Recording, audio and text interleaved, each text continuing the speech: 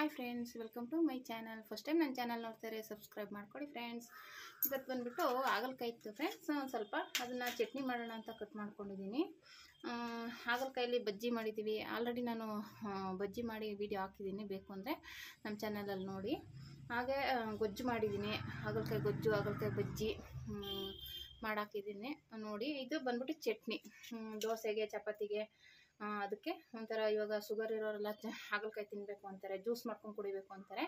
ಇದನ್ನು ಚಟ್ನಿ ಮಾಡೋದು ಹೇಗೆ ಅಂತ, ಒಂಚೂರು ಕಹಿನೂ ಇರೋಲ್ಲ, ಏನಿರೋಲ್ಲ, ಆರಾಮಾಗಿ ಚಟ್ನಿ ಮಾಡಿಕೊಂಡು ದೋಸೆಗೆಲ್ಲ ಶುಗರ್ ಬಂದಿರೋರೆಲ್ಲ ನಾವು ತಿನ್ಬೋದು, ಎಲ್ಲರೂ ತಿನ್ಬೋದು, ತುಂಬ ಚೆನ್ನಾಗಿರುತ್ತೆ. ಅದಕ್ಕೆ ಏನೇನಪ್ಪ ಬೇಕು ಅಂದರೆ ಹಾಗಲಕಾಯಿ, ಟೊಮೊಟೊ ಒಂದು, ಬೆಳ್ಳುಳ್ಳಿ ಒಂದು 2-3 ಎಸಳು, ಒಂದು ಈರುಳ್ಳಿ, ಕಡಲೆಕಾಯಿ ಬೀಜ. ನೀವು ಕಡಲೆಕಾಯಿ ಬೀಜ ಹಾಕೋಲ್ಲ ಅಂದರೆ ತೆಂಗಿನಕಾಯಿ ಹಾಕ್ಕೊಳ್ಳಿ, ತೆಂಗಿನಕಾಯಿ ಹಾಕಿದ್ರೆ ಕಡಲೆಕಾಯಿ ಬೀಜ ಬೇಡ, ಎರಡರಲ್ಲಿ ಒಂದು ಹಾಕೋಬೇಕು.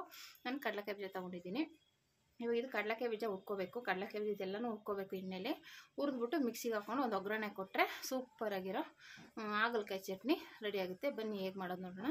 ನೋಡಿ ಫ್ರೆಂಡ್ಸ್, ಬಾಣಲೆ ಇಟ್ಟಿದ್ದೀನಿ, ಸ್ವಲ್ಪ ಎಣ್ಣೆ ಹಾಕೋತೀನಿ, ಸ್ವಲ್ಪ ಹುರಿಯೋಕ್ಕೆ. ಅದೆಲ್ಲನೂ ಚೆನ್ನಾಗಿ ಫ್ರೈ ಮಾಡ್ಕೋಬೇಕು ಎಣ್ಣೆಯಲ್ಲಿ, ಒಳ್ಳೆಯದು ಗಮ್ ಅಂತ ನಮಗೆ ಚಟ್ನಿ ಚೆನ್ನಾಗಿರುತ್ತೆ.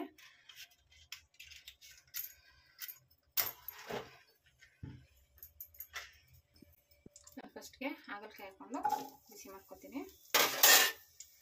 ಸಣ್ಣಕ್ಕೆ ಹೆಚ್ಚಿ ಕಟ್ ಮಾಡಿ ಇಟ್ಕೊಂಡಿದ್ದೀನಿ. ಇದು ಎಣ್ಣೆಲಿ ಚೆನ್ನಾಗಿ ಫ್ರೈ ಆಗಬೇಕು. ಅದೇ ನಮಗೆ ಎಣ್ಣೆಲಿ ಬೆಂದಷ್ಟು ಚೆನ್ನಾಗಿ ಚಟ್ನಿ ಚೆನ್ನಾಗಾಗುತ್ತೆ.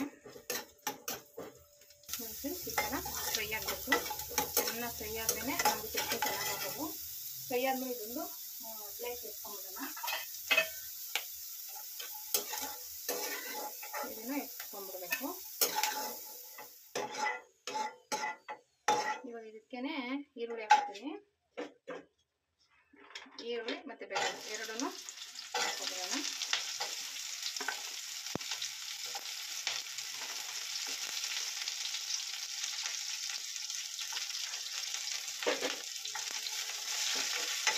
ಈರುಳ್ಳಿ ಚೆನ್ನಾಗಿ ಫ್ರೈ ಆಗಬೇಕು.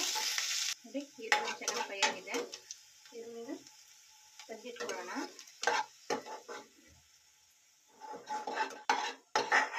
ಸೀಸ್ಬಾರ್ದು.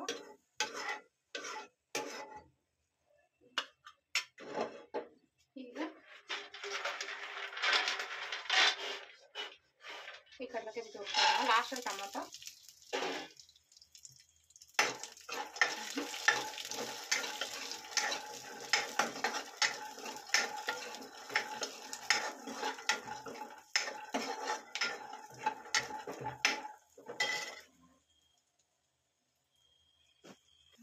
ಇದನ್ನು ಚೆನ್ನಾಗಿ ಫ್ರೈ ಆಗಿದೆ. ಇದನ್ನು ತಗೋತೀನಿ.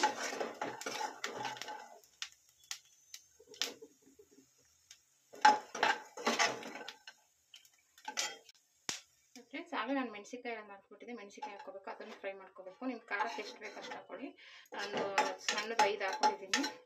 ಇದನ್ನು ಎಣ್ಣೆಲಿ ಚೆನ್ನಾಗಿ ಫ್ರೈ ಮಾಡ್ಕೋಬೇಕು. ಎಲ್ಲನೂ ಅಷ್ಟೇ ಚೆನ್ನಾಗಿ ಫ್ರೈ ಮಾಡ್ಕೋಬೇಕು. ಅದಕ್ಕಂದ್ರೆ ಒಂದೊಂದು ಸೀದೋಗುತ್ತೆ, ಅದಕ್ಕೋಸ್ಕರ ಒಂದೊಂದು ಫ್ರೈ ಮಾಡ್ತಾ ಇರೋದು. ಒಟ್ಟಿಗೆ ಹಾಕ್ಕೊಂಡು ಮಾಡ್ಕೋಬೋದು, ಒಂದು ಚೆನ್ನಾಗಿ ಫ್ರೈ ಆಗುತ್ತೆ, ಒಂದು ಫ್ರೈ ಆಗೋಲ್ಲ. ಅದಕ್ಕೋಸ್ಕರ ಈಗ ನೀವು ಒಟ್ಟಿಗೆ ಮಾಡ್ಕೋತೀವಿ ಅಂದ್ರೂ ಮಾಡ್ಕೋಬೋದು, ಏನೂ ತೊಂದರೆ ಏನಿಲ್ಲ. ಅಂದರೆ ಒಟ್ಟಿಗೆ ಚೆನ್ನಾಗಿ ಫ್ರೈ ಆಗ್ಬೇಕದು.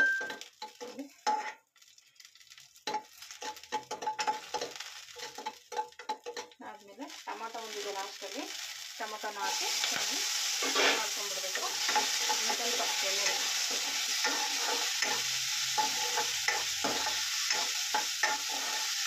ಫ್ರೈ ಆಯಿತು. ಇವಾಗೆಲ್ಲ ಒಟ್ಟಿಗೆ ಹಾಕ್ಕೊಂಡು ಮಾಡ್ಕೊತೀನಿ.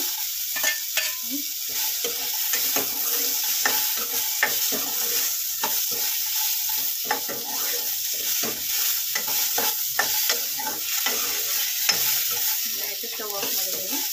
ಇದು ಆರಬೇಕು. ನಾವು ಮಿಕ್ಸಿಗೆ ಹಾಕಬೇಕು ಅಂದರೆ ಇದು ಆರಬೇಕು.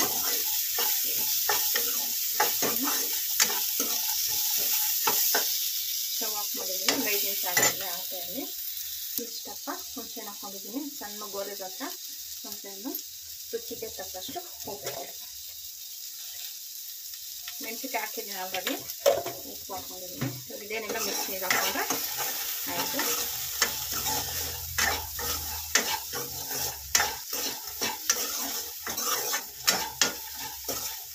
ಏನಾದರೂ ಕಹಿ ಅನ್ನೋರಾದರೆ ಒಂಚೂರು ಬೆಲ್ಲ ಹಾಕ್ಕೋಬೋದು, ಬೇಕು ಕಹಿ ಆಗುತ್ತಪ್ಪ ನಮಗೆ ತಿನ್ನೋಕ್ಕಾಗಲ್ಲ. ಒಂಚೂರು ಕಹಿ ಹೊಡೆದು ತಿನ್ನಬೇಕು, ಒಳ್ಳೇದು ಆರೋಗ್ಯಕ್ಕೆ. ಇದು ಶುಗರ್ಗೆ ತುಂಬ ಒಳ್ಳೆಯದು.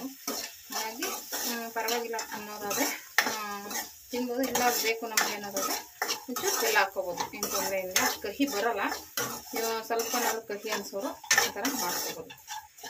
ಇದಾದ್ಮೇಲೆ ಮಿಕ್ಸಿದಲ್ಲಿ ಹಾಕ್ಕೊಂಡು ಒಂದು ಒಗ್ಗರಣೆ ಕೊಟ್ಟರೆ ರೆಡಿ ಆಗುತ್ತೆ. ಕಡ್ಡಿ ಕರಿಬೇವು ಹಾಕ್ಕೊಂಡಿದ್ದೀನಿ. ಕೊತ್ತಂಬರಿ ಸೊಪ್ಪಿದ್ರೆ ಹಾಕ್ಕೋಬೋದು, ಕೊತ್ತಂಬರಿ ಸೊಪ್ಪು ಇರಲಿಲ್ಲ, ಹಾಗಾಗಿ ಕೊತ್ತಂಬರಿ ಸೊಪ್ಪು ಹಾಕಿಲ್ಲ. ಇದು ಮಿಕ್ಸಿ ಹಾಕ್ಕೊಂಡು ಆರಿದೆ ನೋಡಿ ಫ್ರೆಂಡ್ಸ್. ಒಂಚೂರು ಎಣ್ಣೆ ಹಾಕಿದ್ದೀನಿ. ಇವಾಗ ಆಲ್ರೆಡಿ ಮಿಕ್ಸಿಗೆ ಹಾಕ್ಕೊಂಡು ಬಂದಿದ್ದೀನಿ. ಇವಾಗ ಇದನ್ನು ಇದಕ್ಕೆ ಹಾಕ್ಬಿಟ್ಟು ಒಗ್ಗರಣೆ ಆಗಿದ್ರೆ ಇದಕ್ಕೇನಿಲ್ಲ, ನೀವು ಬೇಕು ಅಂದರೆ ಮೆಣಸಿನ್ಕಾಯಿ ಹಾಕ್ಕೋಬೋದು, ಇಲ್ಲಾಂದ್ರೆ ಏನಿಲ್ಲ, ಬರೀ ಸಾಸಿವೆ ಹಾಕಿದ್ರೆ ಸಾಕು. ನಾನು ಬರೀ ಸಾಸಿವೆ ಹಾಕಿ ಒಗ್ಗರಣೆ ಮಾತ್ರ ಕೊಡ್ತೀನಿ. ಆಲ್ರೆಡಿ ಎಲ್ಲ ಹುರಿದಿರೋದ್ರಿಂದ ಏನದೇನೋ ಇವೆಲ್ಲ ಒಗ್ಗರಣೆ ಆದ ತಕ್ಷಣ ಆಫ್ ಮಾಡ್ಕೋಬೇಕು ಸ್ಟವ್ನ. ಜಾಸ್ತಿ ಕಾಯಿಸೋದೇನು ಬೇಡ.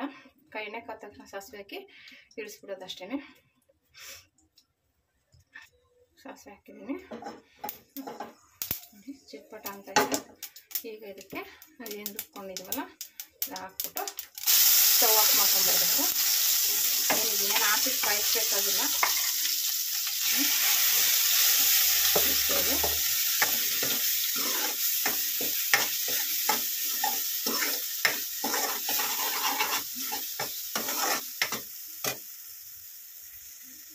ಇಷ್ಟೇ ಈ ಥರ ಹಾಗಲಕಾಯಿ ಚಟ್ನಿ ರೆಡಿಯಾಗಿದೆ.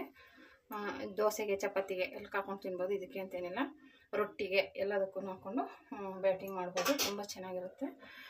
ಸ್ವಲ್ಪ ಹಾಗಲಕಾಯಿ ಮೇಲೆ ಕಹಿ ಇದ್ದೇ ಇರುತ್ತೆ, ಆದ್ರೂ ಎಣ್ಣೆಲಿ ಹಾಕಿ ಫ್ರೈ ಮಾಡಿರೋದ್ರಿಂದ ಚೆನ್ನಾಗಿರುತ್ತೆ. ಒಂಚೂರು ಬೆಲ್ಲ ಬೇಕು ಅಂದರೆ ಹಾಕ್ಕೊಂಬಿಡಿ. ಹುಳಿ ಇದು ನಮಗೆ ಕಹಿ ಕಾಣಿಸ್ಲೇಬಾರ್ದು ಅನ್ನೋದ್ರೆ ಒಂಚೂರು ಬೆಲ್ಲ ಹಾಕ್ಕೊಂಬಿಟ್ರೆ ಅದು ಕಾಣಿಸಲ್ಲ. ಒಂಚೂರು ಇದ್ದೇ ಇರುತ್ತೆ, ಆದರೆ ಚೆನ್ನಾಗಿರುತ್ತೆ ಟೇಸ್ಟ್.